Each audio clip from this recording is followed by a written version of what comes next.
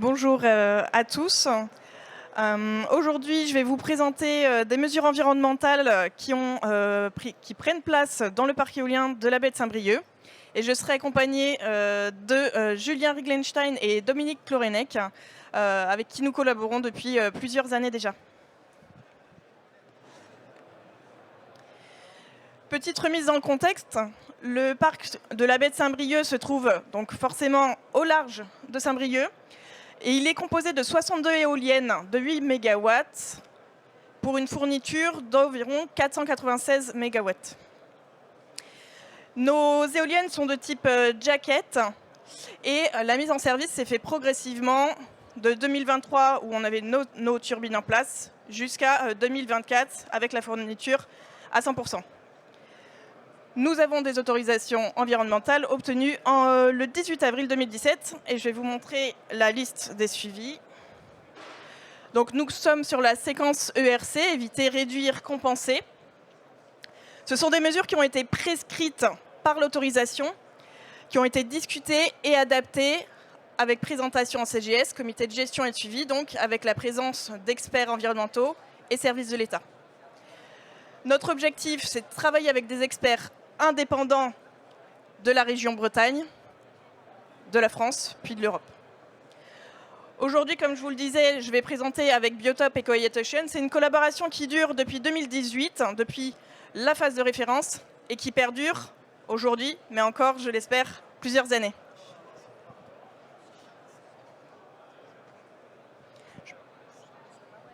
Merci Camille pour cette introduction. Donc oui, effectivement, je vais vous parler de la mesure de suivi de la mégafaune marine, c'est-à-dire notre objectif étant d'essayer d'avoir une vision de la présence et de la distribution spatiale et temporelle des mammifères marins et des oiseaux dans la zone durant toute la phase du projet du parc éolien offshore de Saint-Brieuc. Et donc pour ça, c'est pas encore tout à fait l'heure du bilan pour nous, mais quand même on a 7 ans de données et de suivi derrière nous, et qu'on a pu faire pratiquer avec nos partenaires, qu'on a depuis longtemps maintenant, à Quiet Oceans, donc, qui est représenté ici par Dominique, avec qui on travaille sur l'acoustique sous-marine. Et le deuxième type de suivi qu'on fait, c'est donc les suivis aériens digitaux, que l'on mène avec Bioconsult SH et IDEF, donc qui font partie de l'Alliance of Nature. Voilà. Donc nos types de suivi sont les suivants. Donc on va poser, Quiet Oceans va poser 7 stations d'hydrophone donc autour du parc et 2 dans le parc. Et nous avons une fois par mois un avion qui va faire des transects de plus de 500 km. En suivi aérien digital, et ça depuis 7 ans. Donc ça nous fait un jeu de données assez incroyable, ce qui nous permet de comparer en fait l'état de référence aux 3 années de travaux et aux 2 années d'exploitation que l'on suit. Donc je vais rapidement parler des suivis digitaux et après laisser la main pour l'acoustique sous-marine. Donc ça se passe comment? Ça se passe avec un avion qui a 4 caméras sous son ventre. Un avion qui vole assez haut à 500 mètres, mais qui nous permet quand même d'avoir une précision d'image quand même très très importante, ce qui nous permet d'identifier vraiment tout ce qui se passe sur la surface de l'eau. Et avec une largeur de fauché en fait, de 544 mètres, ce qui nous permet d'avoir des bandes de transects qui vont être notre terrain d'étude, où on va pouvoir évaluer l'abondance absolue de tout ce qui se passe dans cette bande sur 500 km. Voilà donc le type de résultat qu'on a. On a donc des images qu'on va identifier. Alors c'est plus ou moins facile en fonction des espèces qu'on a. En bas, un flou de bassin, c'est assez simple. Les grosses espèces, c'est simple. Mais les océanies de tempête, c'est un peu plus compliqué. Donc on va avoir des experts qui vont analyser ces images en les mesurant, en regardant un peu comment ça se passe, et également grâce à un guide qu'on a mis en place pour déterminer des espèces par le haut. Et grâce à ça, on a maintenant à peu près entre 80 et 90% de capacité à déterminer et détecter des espèces. Donc on a un jeu de données robuste et homogène sur plein d'années. Et donc ça satisfait tout à fait nos biostatisticiens. Donc on peut faire ce type de carte, c'est-à-dire des cartes de distribution par maille, où on a la présence, par exemple ici, d'alcidés, de guillemots, lors de chaque phase et sur chaque saison. Et on peut voir distinguer leur présence. Là on voit bien qu'en été, il n'y a pas trop de pingouins, mais ça c'est attendu, c'est normal. On a entre 40 et 43 taxons, espèces identifiées chaque année, et entre 20 000 et 27 000 oiseaux qui sont identifiés aussi. Ce qui nous donne un beau jeu de données. Et on a vu avec nos modèles BAG que au cours de ces années, l'impact, en tout cas des travaux, est assez peu significatif. Donc on est assez rassuré sur la distribution des oiseaux en phase de travaux. Pour les mammifères marins, eh bien, c'est un peu plus compliqué d'observer avec les avions. En tout cas, on voit moins d'espèces. C'est pour ça qu'on utilise l'acoustique sous-marine. Donc je passe la main à Dominique. Merci Julien. Donc, je suis Dominique Lorenec de Qualité Océan.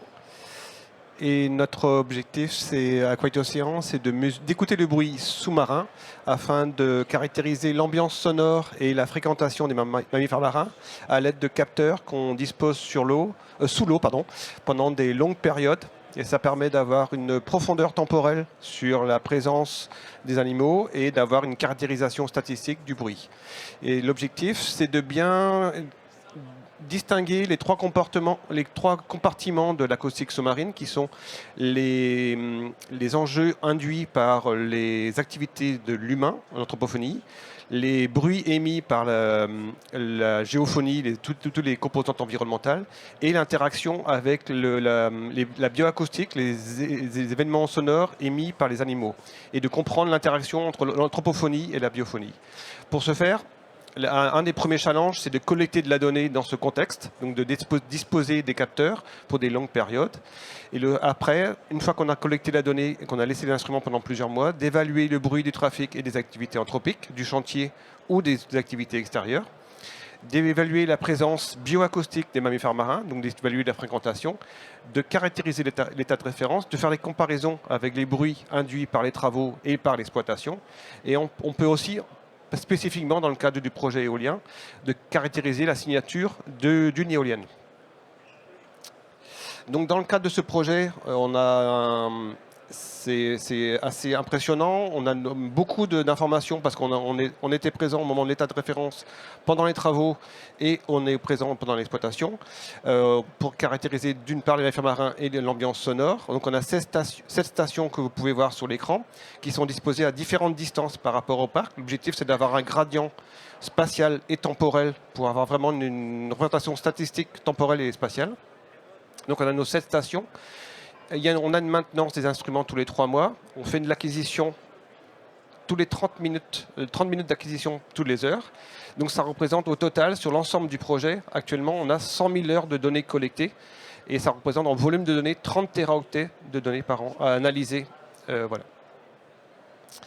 Et pour ce faire, on déploie des instruments dédiés qui sont des enregistreurs autonomes qui ont la capacité d'écouter et de rester plusieurs mois sous l'eau. Donc il y a différents produits disponibles qui ont leurs limites, soit en fréquence, soit en autonomie. Et donc on a augmenté l'instrument pour avoir plus de capacité à enregistrer, et donc pouvoir caractériser.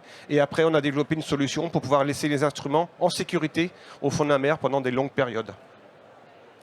Et ces instruments sont dédiés à l'écoute des bruits anthropiques et à l'écoute des bruits des mammifères marins qui ont des caractéristiques différentes. Donc vous voyez par exemple en termes d'illustration, on cherche à caractériser la présence des grands dauphins avec des signatures spécifiques, des marsouins qui émettent des signaux à très haute fréquence de l'ordre de 110 kHz, donc il faut avoir un instrument dédié.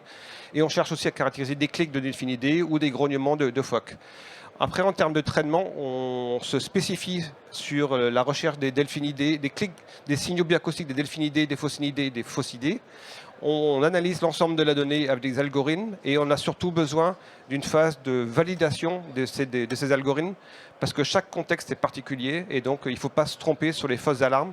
Et après, ça nous permet d'avoir une représentation statistique de la fréquentation des animaux sur zone pour chaque station et chaque période. Ce qui nous donne après une représentation. Ce qu'on cherche à faire après, c'est avoir des caractérisations entre l'état de référence, la phase travaux et la phase d'exploitation. Quelles sont les différences de fréquentation des animaux pour chaque station et chaque période. Et les stations, elles seront soit à proximité du parc éolien, soit dans une zone intermédiaire, soit dans les zones éloignées. Et c'est parce que la propagation acoustique s'étend sur plusieurs dizaines de kilomètres. Donc on veut voir l'influence ou pas du projet sur ces grandes distances. Donc là, vous avez quelques illustrations juste de ce qui se passe pour chaque station et des évolutions.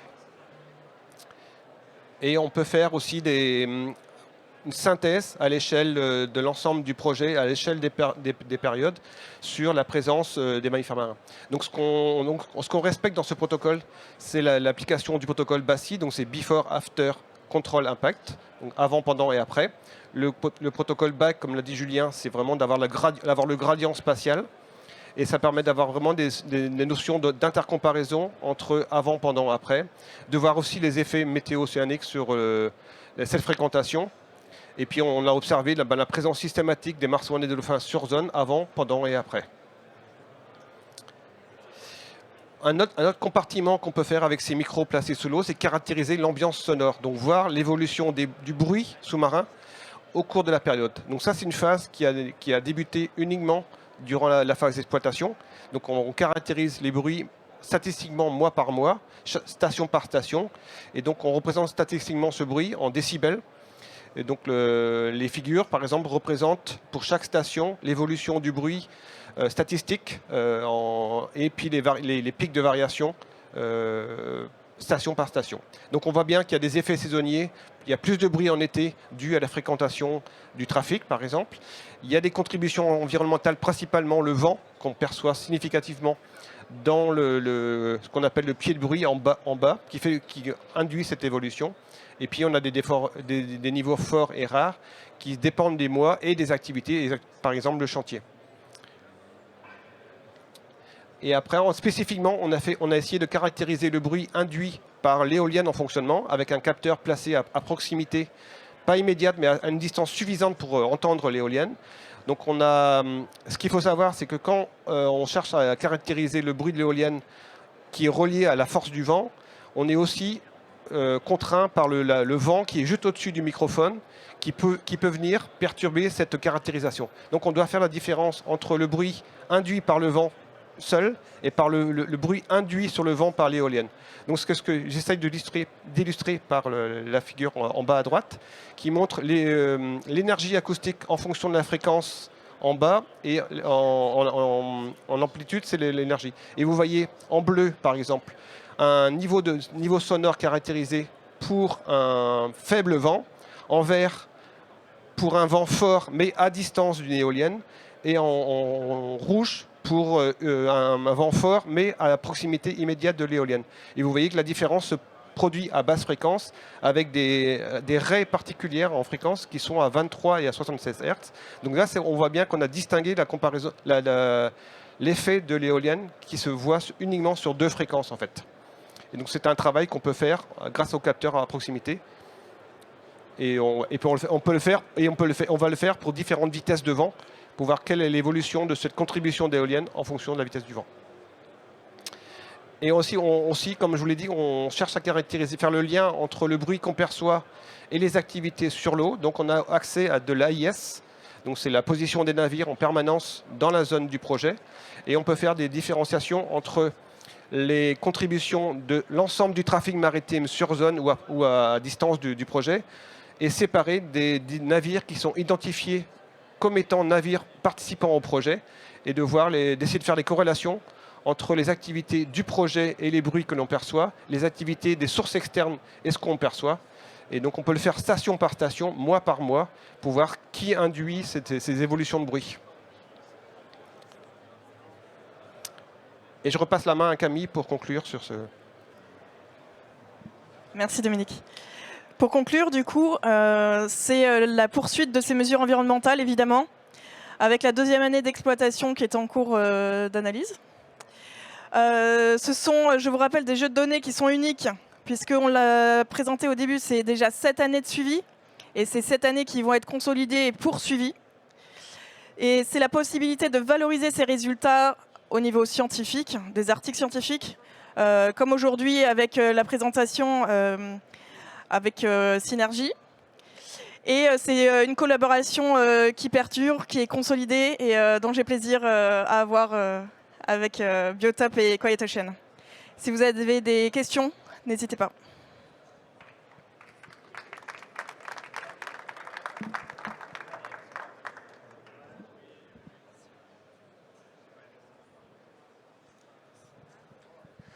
Merci pour votre présentation. Une question peut-être pour Biotop ou pour Elmarine. Pour toutes ces mesures, vous utilisez donc des avions ou des bateaux, donc avec des équipages à bord, des enjeux sécurité, etc. Où en êtes-vous pour ces cas d'usage d'utilisation de drones, donc de drones aériens ou éventuellement des drones de surface pour toutes ces mesures, ces suivis, etc.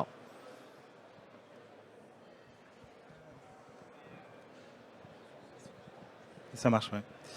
Alors dans le cadre de ce projet-là en particulier, on a voulu vraiment jouer la carte de la continuité. Donc on a commencé par l'avion en suivi digital, donc on continue jusqu'au bout, parce qu'on est presque au bout quand même de ce type de suivi. Mais bien sûr, on est bien conscient que le drone est très intéressant en termes de suivi aérien. Voilà, donc c'est effectivement quelque chose auquel on réfléchit. Ouais. Mais en tout cas, pour Saint-Brieuc, nous, on a joué vraiment la carte de la continuité et de la robustesse des données. Et ça, c'est plutôt bien. Oui, je vais rajouter. Aujourd'hui, c'est quelque chose que Elmarine étudie, effectivement. Comme l'a dit Julien, le protocole, il avait commencé avec un avion, donc on a continué comme ça. Mais il faut savoir que les contrats qui sont signés aujourd'hui vont être réitérés. Je vais relancer des appels d'offres d'ici quelques années. Et donc, c'est la possibilité d'ouvrir à cette innovation-là. Et donc, évidemment, que c'est quelque chose qu'on regarde avec attention. Merci.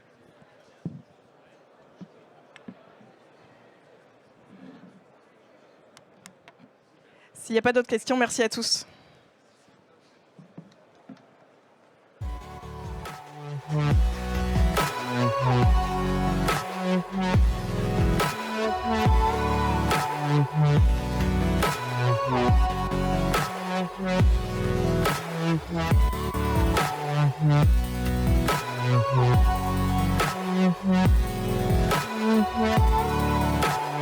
you.